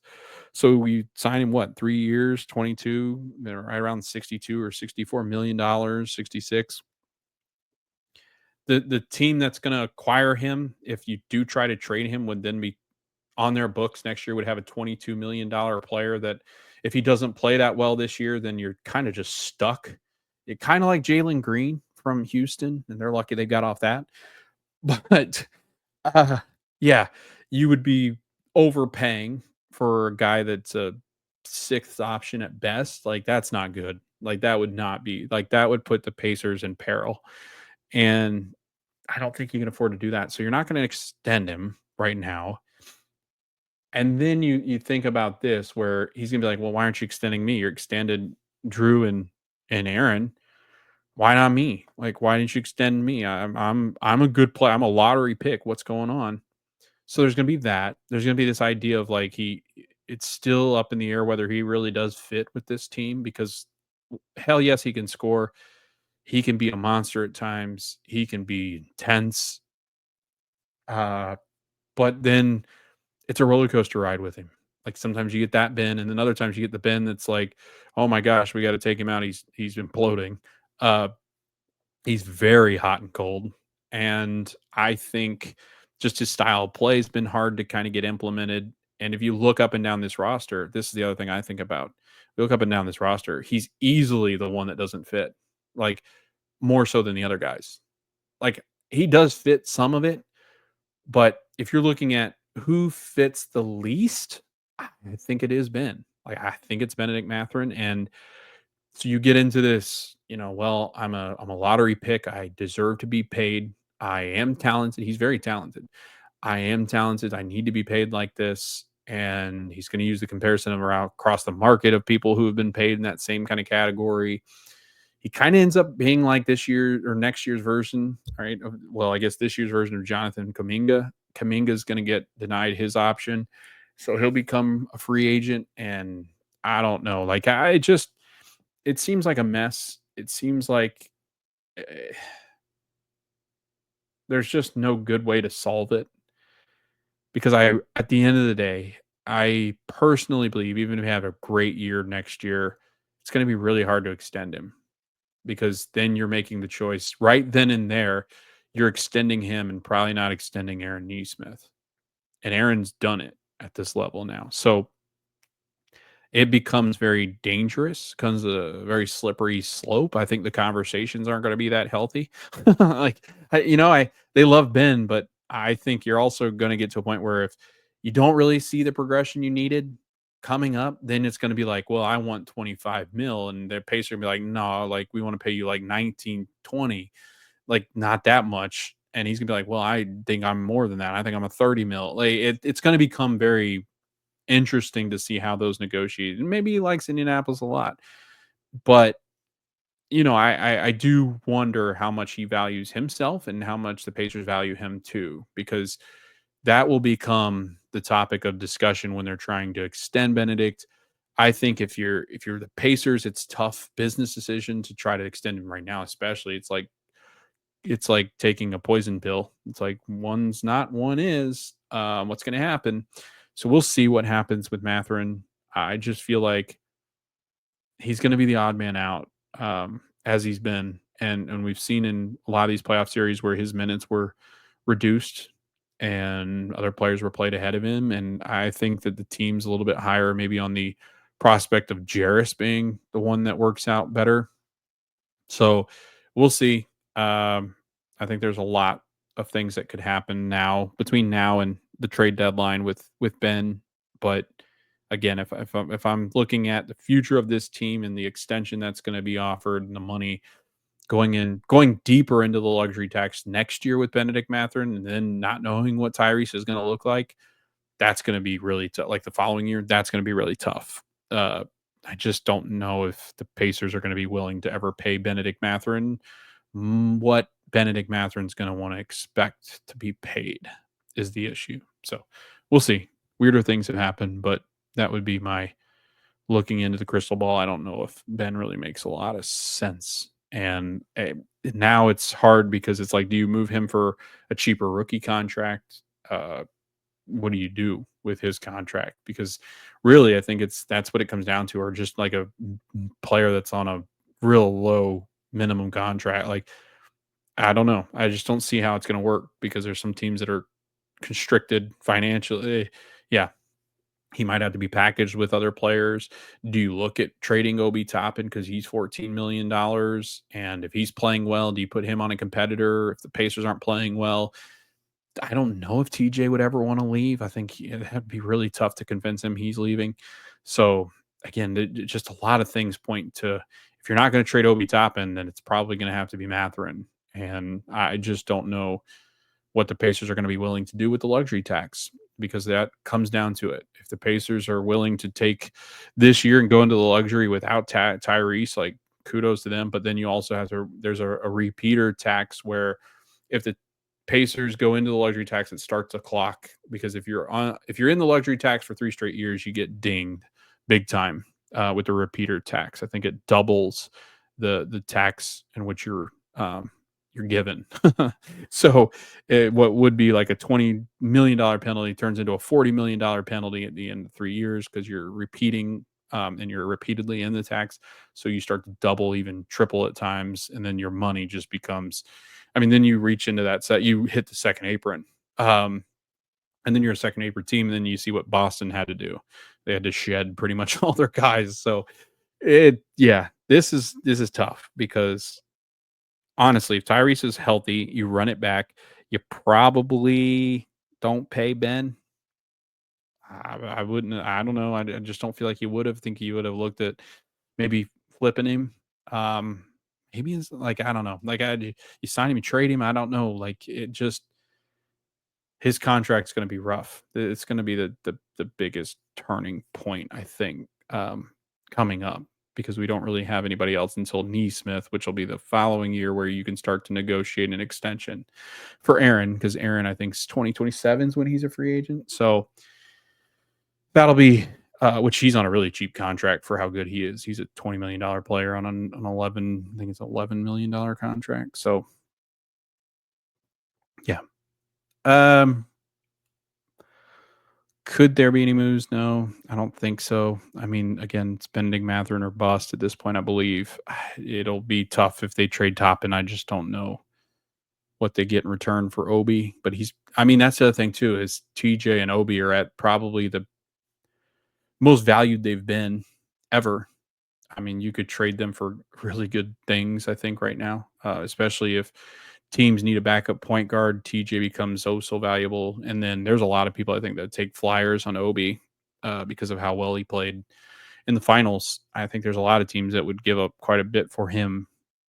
But then you're tearing apart a lot of what these players love. They love Obi Top and they love TJ, and so do the fans. So it would be like ripping out more of your heart. So I don't know. Expectations, looking forward to what the Pacers can do. Uh, Again, we'll talk about that in our final thoughts. But before that, I wanted to talk about NBA transactions, some things that have happened to kind of catch us up on all things NBA. I already mentioned, I think, Malik Beasley in trouble in a gambling situation, investigated for gambling on prop bets and money lines and all sorts of fun things. So that's not good. Uh, that will be very interesting to follow. The trades that happened, Desmond Bane was traded during the NBA Finals to the, I think it was the NBA Finals to the Orlando Magic. Memphis gets Cole Anthony.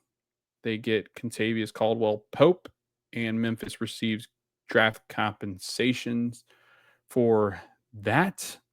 Um, it ends up being quite a haul for Desmond Bane, but at the end of the day, I think make the Magic one of the top teams in the Eastern Conference. I think Desmond Bane is um, ultimately is going to be what the Magic have been missing. He's a good defender. He's a good 3-point shooter, and they needed scoring and 3-point shooting. I think that he's going to be able to do things with that team that they've been looking for. And that team becomes pretty scary. I mean, when you got Franz Wagner and Paolo, Jalen Suggs, I mean, that's a solid team. And I think could do some damage in the NBA. That's a big trade for them. I'm trying to look up what the draft compensation was, because it was quite a bit, I thought. But it's really hard to search. There we go. 1 first round pick swap. So, sorry, 4 unprotected first round picks and 1 for, that's a lot. 4 unprotected first round picks. Yikes. I forgot it was that much. And 1 first round pick swap. So that happened.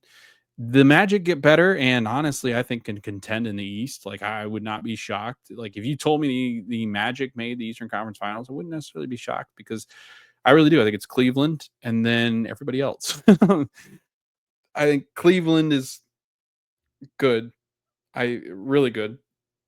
I think the Knicks are right there with them now, and then I think it's probably the Magic, and then I don't think the Celtics will be that great. Like, I think the Celtics are pretty short-handed now. I think them and the Pacers will be pretty neck and neck. I could see the Hawks doing something, because the Hawks made some things happen.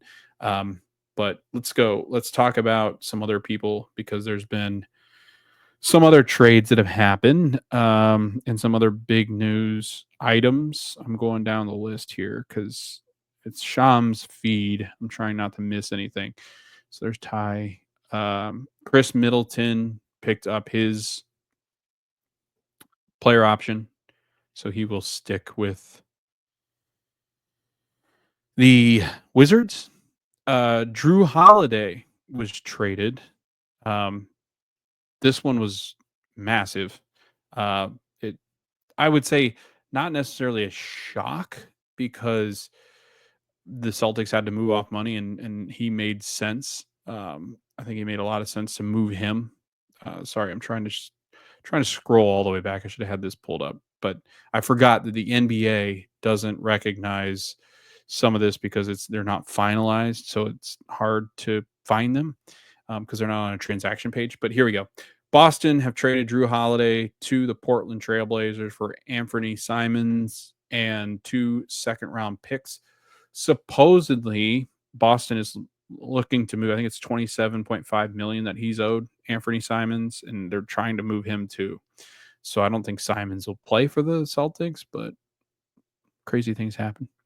And then Boston and Atlanta and Brooklyn finalized a 3-team trade that sends Kristaps Porzingis in the second-round pick to the Hawks, Terrence Mann and Atlanta's number 22 to the Nets, and then Georges Niang in the second rounder to the Celtics.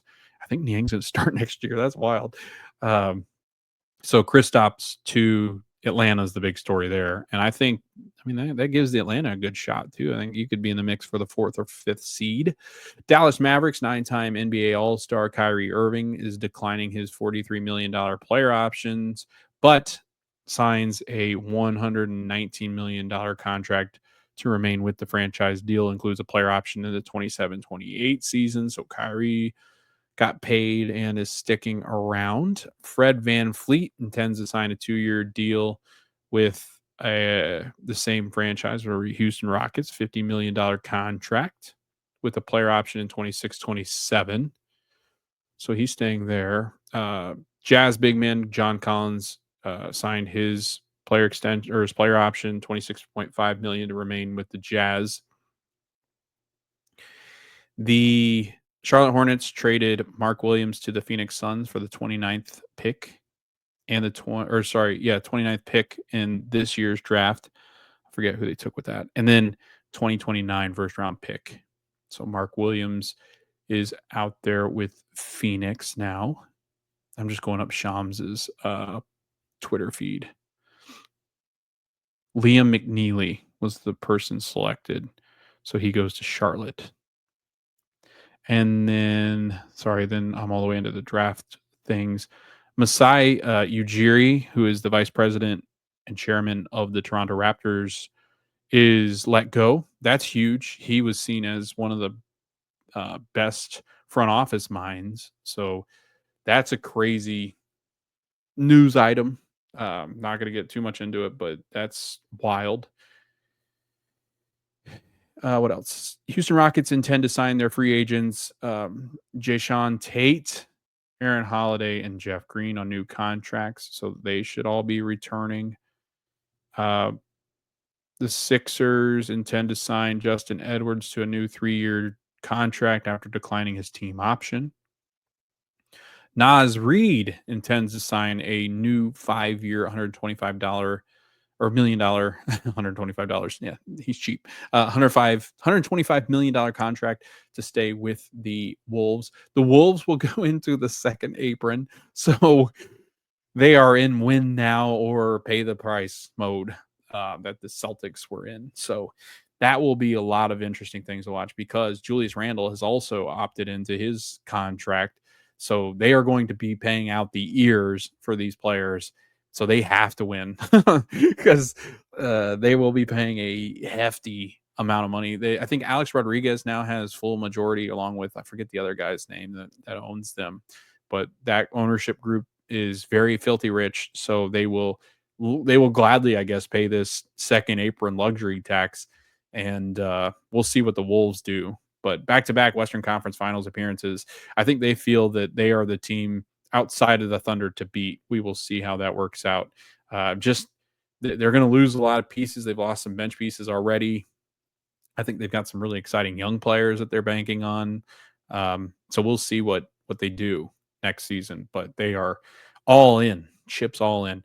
The Chicago Bulls traded Lonzo Ball to Cleveland for Isaac Okoro. Isaac Okoro, great defender, was awful on the offensive end against the Pacers and pretty much played himself off the court. And then Lonzo Ball, I think he's played one full regular season at this point in his career. The poor kid has not been able to stay healthy. He's been pretty good when he stayed healthy. I think he played the last 35 games of last year and did it healthy. So I'm hoping he's healthy. It makes them a good team, a good bench option.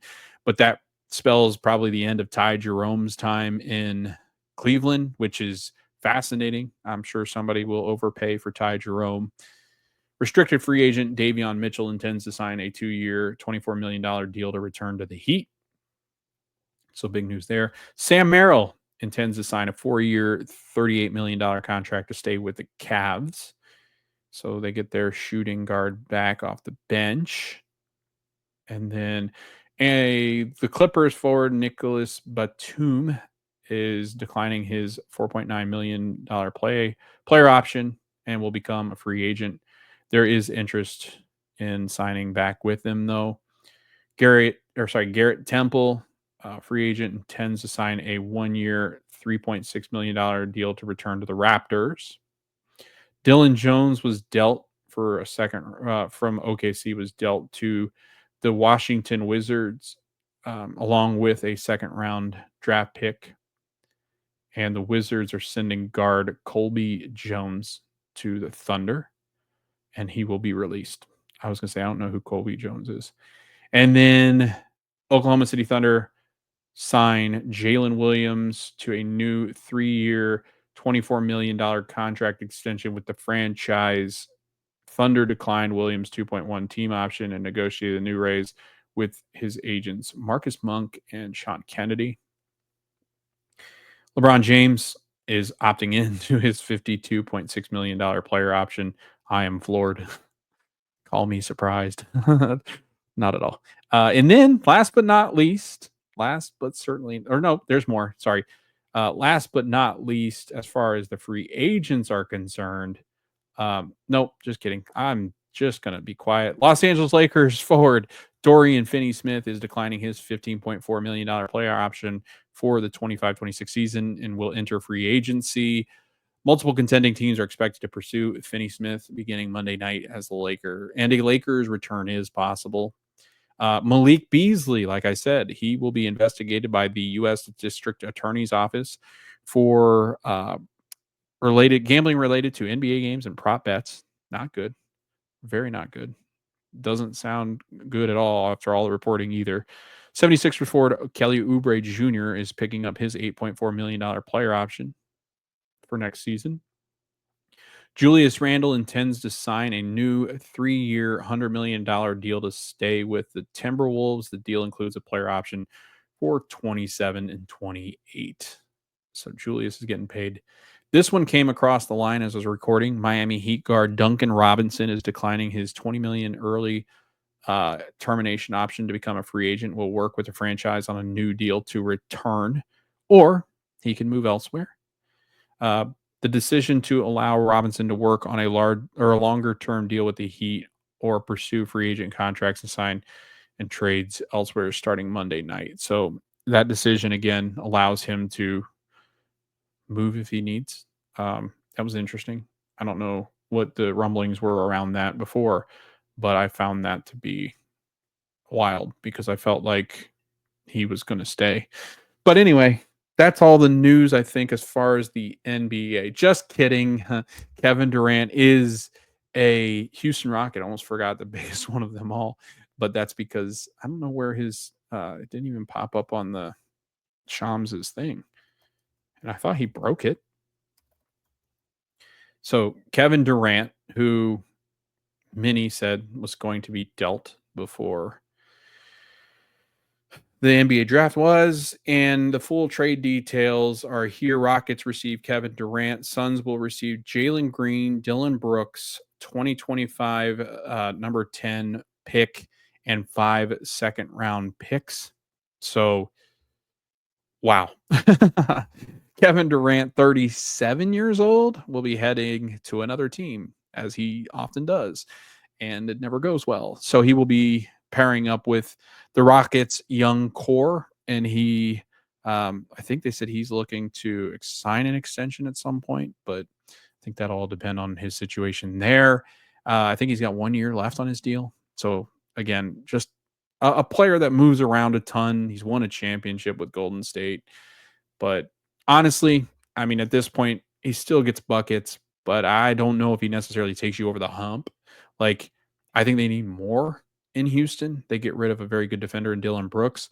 Jalen Green never lived out to that contract that he signed. See, that's the dangerous part about signing some of these younger guys to these extensions is sometimes it just doesn't pan out. But again, lots of movement in the NBA. I expect there to be more. There's not a whole lot as far as the free agents are concerned. Like there's really just not a lot around that. And I think when you look at the ones that are available, a lot of them are restricted free agents. So they're not even going to get to free agency. It really is Myles Turner. Like it really is Myles Turner. And then some players that are good, okay role players, but not great. I mean, this is not going to be a real exciting free agency, I don't believe. You're liable to see more interesting trades at some point. But again, I just feel like with the way that the new CBA is, with all the money, all the contracts, and the way that the situations currently are, I would maybe expect another big move towards the Eastern Conference. I there's some teams that are on the cusp that could really compete with another piece. But again, so many of these teams are very well balanced out, and their contracts they've gotten to the point where they don't want to pay the tax. So there's not a lot of teams looking to trade, maybe swaps contracts. But again, I just feel like that the movement is somewhat slowing down. I just don't know if there's going to be any big trades. It might be one of the more boring off seasons now. I don't know. I think everything that happened has kind of happened. And unless Giannis asks out, I don't know what else. Maybe if the Heat blow it up, but I don't know. It just feels like the East is so wide open that none of those teams are really looking to blow up their teams that are competitive. I don't think the Knicks really make a ton of moves. I think maybe the Cavs could. You could see the Cavs move off some money because they're a second apron team too. Maybe they move Darius Garland. So maybe that is interesting. But I just don't know. I don't know what else there is to really move around, not really massive pieces. So we'll see. We'll keep you updated. We'll do some NBA update ones. Tomorrow will probably be really crazy because once free agency windows open, everybody signs everywhere. So we'll keep you updated. We'll probably do a here's what's happening in the NBA when I get back from the holiday. So yeah, stay tuned. We'll be tweeting up anything that happens, but I just don't feel like there's a whole lot of breaking news coming out the week of 4th of July. And then you've got summer league. So a lot of those executives will be busy over there. I just don't expect a whole ton to happen. Jonathan Gaminga, maybe if he decides not to go back to Golden State, he becomes a free agent. Cam Thomas, if Brooklyn's got a ton of money to spend there. Dennis Schroeder, he might be a Piston now with all this stuff happening. They might be all right. It's time for you to come back. Malik Beasley is an unrestricted free agent, but then you're looking at Ty Jerome and Chris Paul. Those are the other big ones outside of Myles and Schroeder and Beasley. But it sounds like Beasley might not be playing basketball for a while. I don't think there's anything else to really discuss in this episode. I know it was a long one, but again, just final thoughts on the Pacers. It is a really tough place to be in. As a fan, I think even as players, I don't really know what to expect. I mean, you're looking at a lineup that really, with Bennedict Mathurin slotted into the starting lineup, that lineup only appeared 5 times, and I think we're a plus 2.6 in the plus minus. So there's not a whole lot to really look at as far as sample size, because you never really saw that lineup appear together. And it will be interesting to see what steps Andrew Nembhard takes. I think he could be a really, really good player. We've seen what he can do against Boston. If he plays like he did against Boston, that's an all-star level player. Do we see that? I don't know. That will be something to watch, because if Bennedict Mathurin can score points and Nesmith continues to hit threes and Jarris continues to progress, then it'll take some of the onus off of Drew, and Drew can do what he does best, facilitating, but also he scores a lot better than I think people think. I think he's underestimated in his ability to score, and I think that's something that he'll look to do more of with Tyrese out. I think he'll look to attack the basket more. I'm very fascinated to see what a Andrew Nembhard-led team can do, because again, like I said, it would not shock me if we are talking about Andrew Nembhard on the cusp of an all-star season. It really wouldn't. I think that's how special this kid can be, which is crazy. I don't think we ever really thought we were going to get to see this version of Andrew Nembhard. Well, I always thought that maybe it'd be with another team, but I think you're finally going to get to see how special this kid can be. And I think he's got that dog in him. I'm fascinated. Let's just say that. And then Bennedict Mathurin and Jarris are big time X factors. This is it for them. I think this is it. This is it because Mathurin's up on his contract, and I think this is it for Jarris as far as are you going to develop, or are we going to have to package you up too? Because that would be 2 wastes of 2 really high picks, I think lottery picks, and guys that we thought were going to have tremendous abilities and talents in this league, and they've not really lived out to their expectations yet. So those will be 2 to watch, and they'll get a lot of run next season, especially Ben. So we're going to be watching that all season long, how that looks. Summer League again starts up very soon, next week actually. So you get to see Cam Jones, who I'm really excited about, and can Talon Peter become something? We shall see. Or will he just be destined for the G League? I don't know. But that's my final final take on the Pacers. I think it'll be a very interesting season. I do, like I said, if I had to project them out right now, I don't know if they're a team that can get out of the second round of the NBA playoffs, but I think they could win a first round series. I wouldn't be shocked because that would mean that Andrew Nembhard became what we thought he could become, and everybody else takes a step forward. I think that this team is still a very good team. I think will challenge a lot of these. I think a lot of people will sleep on them next year, and they'll win some games because they think that they are just not as good as they once were. But you're also going to have those teams looking for vengeance. Like you're going to have the Cavs looking for they smell blood in the water. Them, the Knicks, the Bucks, like they're going to be. But that being said, man, if there is a team that can bounce back from such a horrific injury like this and really smack people in the head, it's the Pacers. I think they could really knock some people around and make things very, very interesting. So, and then this thing just came across my page right before we got off here. Colin Sexton has been traded to the Charlotte Hornets for Yusuf Nurkic. So Sexton and a second round 2031 pick to the Charlotte Hornets, and Nurkic is going to the Jazz. What a weird trade. I don't understand. Anyway, on that note, we're going to head out of here. This has been fun. It's almost 2 hours long. Sorry, but I appreciate if you listen this far. We got a lot to discuss over the off season, so continue following along. Episodes, I haven't really decided on a schedule, but hopefully next time when we record, we can start to solidify a schedule. But I'm going to try to release a couple other episodes this week talking about our draft picks and maybe some other things. So be looking forward to those. I don't really have a time or when those are going to drop, but hopefully we can get into a regular off-season schedule when we're dropping episodes. But always keep your feed and notifications on because your bells or whatever you have to do, set alerts on your phone for the podcast, hit the subscribe and the notification bell on YouTube, so that way you know when I'm dropping episodes, because the off season is so sporadic and things happen. We will be discussing all of the summer league stuff, so we will talk about those games as well. Thanks for listening. Thanks for watching. We are the Pacer Fever Show over on YouTube, anywhere you can find your podcast, and on the socials. Just look us up there. Again, we will see you next time when we are talking the NBA draft and what the Pacers did to make their team